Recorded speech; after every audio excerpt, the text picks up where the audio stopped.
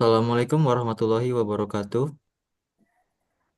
Perkenalkan, kami dari kelompok 5 yang beranggotakan Krisna Darmawan, Sabrina Hidayatul, dan Zoraya Kartika. Di sini kami akan mempresentasikan mengenai krisis pangan yang terjadi pada akhir 2023 sampai dengan awal 2024. Next. Di sini latar belakang akan dijelaskan oleh Saudara Sabrina. Kepada Sabrina dipersilahkan. Baik, terima kasih Krisna. Eh, di sini saya akan menjelaskan tentang latar belakang studi kasus yang kita ambil. Jadi yang kita ambil itu inflasi pangan yang terjadi di antara 2 tahun 2023 hingga tahun 2024. Nah, latar belakangnya itu pada awal tahun 2024, Indonesia ini menghadapi lonjakan inflasi pangan yang signifikan dengan tingkat inflasinya sebesar 10,33% secara tahunan atau year on year pada Maret 2024 dan menurut data Badan Pusat Statistik atau BPS. Nah, ini merupakan tingkat inflasi pangan tertinggi dalam 20 bulan terakhir. Komoditas utama yang seperti beras, tomat, dan bawang putih itu mengalami kenaikan harga yang tajam akibat faktor-faktor seperti cuaca yang El Nino yang menerpa Indonesia pada tahun 2023 dan mengganggu produksi dan distribusi dari pangan ini, serta meningkatnya biaya produksi. Nah, kondisi ini menimbulkan tekanan pada daya beli masyarakat serta mengancam stabilitas perekonomian nasional. Mulai di next.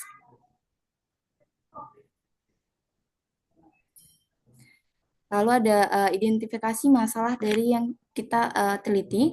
Nah, permasalahan utama yang diidentifikasi adalah melonjaknya harga beberapa komoditas pangan yang strategis untuk masyarakat Indonesia, khususnya beras, tomat, dan bawang putih. Nah, kenaikan harga ini tuh dipicu oleh gangguan distribusi dan penurunan produksi. Dampak yang muncul itu adalah berkurangnya konsumsi masyarakat, potensi perlambatan pertumbuhan ekonomi, serta meningkatnya angka kemiskinan. Selain itu, tekanan inflasi ini memperbesar kemungkinan respon kebijakan moneter berupa kenaikan suku bunga oleh Bank Indonesia untuk menjaga stabilitas harga dari komoditas pangan tersebut. Boleh di next? Selanjutnya akan dijelaskan oleh rekan saya. Silakan. Baik, di sini saya akan membantu membaca tren kenaikan harga pangan, yaitu yang terdiri dari beras, daging ayam ras, telur ayam ras, dan kemudian bawang putih. Di sini pertama kita lihat inflasi umum. Di sini general atau inflasi secara keseluruhan di Indonesia itu terus mengalami kenaikan dari awal Januari hingga bulan Maret, yakni dari 0,04 sampai 0,52%. Kenaikan general ini dipicu oleh inflasi volatile good, yakni inflasi yang terjadi karena harga pangan. Untuk volatile good sendiri itu mengalami inflasi hingga 2,16 pada bulan Maret yang disebabkan oleh kenaikan harga pangan. Di sini harga pangan seperti beras, daging ayam, telur ayam, dan bawang putih itu terus mengalami kenaikan. Seperti harga beras itu mengalami kenaikan hingga 7% pada bulan Maret. Kemudian daging ayam itu tertinggi kenaikan 21% pada bulan Maret. Dan telur ayam bahkan mencapai 43% kenaikannya. Untuk bawang putih itu pada bulan Februari mengalami kenaikan tertinggi mencapai 53%. Hal ini dapat memicu inflasi dari Januari hingga bulan Maret. Kemudian next, di sini saya akan menjelaskan mengenai kurva kebijakan moneter. Yang pertama itu di titik A 2023, inflasi sebesar 2,61% dan suku bunga real itu berada di 3,14%. Pada 2023, inflasi relatif lebih tinggi, sehingga suku bunga real ditetapkan 3,14%, mencerminkan kebijakan moneter yang ketat namun tidak ekstrim untuk mengendalikan inflasi. Kemudian di 2024 ditunjukkan pada titik B, itu inflasi sebesar 1,57%, lebih rendah dari 2023, dan suku bunga real itu 4,68%, lebih tinggi dari 2023. Nah, di sini kurva MP mengalami slope negatif itu karena meskipun inflasi menurun, bank sentral itu tetap meningkatkan suku bunga real yang mencerminkan bank sentral memiliki kebijakan yang lebih ketat. Itu sebabnya kurva MP di sini mengalami slope yang negatif. Next, next. Selanjutnya akan dijelaskan oleh Sabrina. Baik, terima kasih. Nah, selanjutnya adalah kurva IS. Ini turunan dari kurva MP yang sudah dijelaskan oleh Krisna. Eh, bisa dilihat dari kurva IS ini, meskipun suku bunga naik, output itu tetap meningkat dari 12 juta 301.475,10 ke 12 juta 920.281,70. Nah, ini bisa berarti bahwa sektor pangan itu mengalami kenaikan harganya signifikan, lalu menyumbang peningkatan nilai outputnya secara nominal. Nah, adanya kebijakan fiskal ekspansif, misalnya subsidi pangan atau bantuan sosial yang menjaga konsumsi masyarakat, ataupun permintaan domestik terhadap pangan tetap tinggi meskipun harga naik. Nah, ini biasanya karena pangan ini bersifat inelastis. Boleh di next?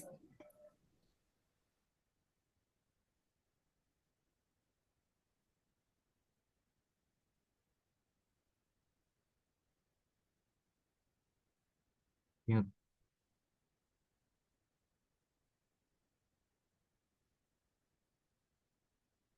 untuk mute-nya, Suraya. Zoraya kayaknya belum open mic.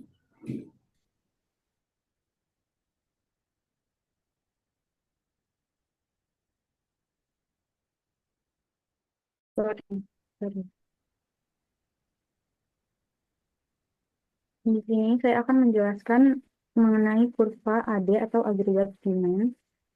Kurva tersebut menunjukkan bahwa meskipun terjadi inflasi pangan di tahun 2024, grafik kurva AD menunjukkan bahwa inflasi umum justru menurun dari angka 2,61% menjadi 1,57%. Sementara outputnya naik. Hal tersebut menunjukkan bahwa inflasi pangan itu bersifat sektoral, yang berarti tidak menyebar ke seluruh perekonomian. Selain itu, kebijakan moneter dan fiskal berhasil mencegah stabilitas harga secara umum dan mencegah lonjakan inflasi yang lebih luas. Kemudian, kenaikan output menunjukkan bahwa ekonomi tetap tumbuh meski dalam kondisi tekanan harga pangan, yang mencerminkan daya tahan dan respon kebijakan yang efektif.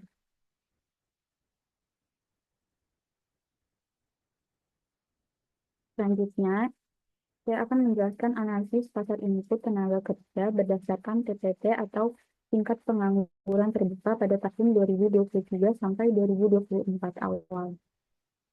Dari tabel tersebut, artinya TPT atau tingkat pengangguran terbuka tahun 2024 turun dibandingkan tahun 2023, yaitu berkurang sebesar 0,41 poin persentase.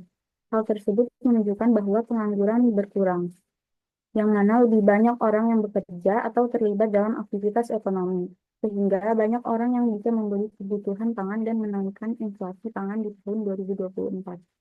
Kemudian kenaikan harga pangan itu mengurangi daya beli masyarakat, menekan konsumsi sehingga bisnis, terutama sektor informal dan UMKM pangan itu bisa tertekan.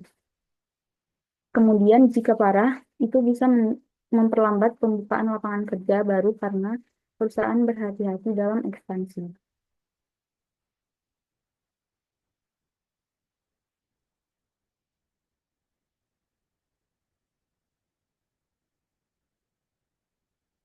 Mic-nya, nggak ada suara. Kesimpulannya, di sini bahwa inflasi itu bersifat sektoral karena hanya mempengaruhi sebagian kecil dari keseluruhan keranjang konsumsi. Beberapa alasan mengapa inflasi pangan terjadi secara sektoral. Yang pertama, guncangan pasokan pangan atau supply shock. Yang kedua, harga global naik tetapi terbatas pada komoditas pangan. Yang ketiga, konsumsi pangan cenderung inelastis. Inflasi pangan yang terjadi di tahun 2024 bersifat sektoral dan berhasil dikendalikan dampaknya terhadap inflasi umum berkat kombinasi kebijakan moneter dan fiskal yang efektif. Hal ini memungkinkan ekonomi tetap tumbuh dengan stabil, inflasi umum menurun, dan daya beli masyarakat tetap terjaga. Next. Sekian presentasi dari kami. Mohon maaf apabila ada salah kata. Kami akhiri. Wassalamualaikum warahmatullahi wabarakatuh.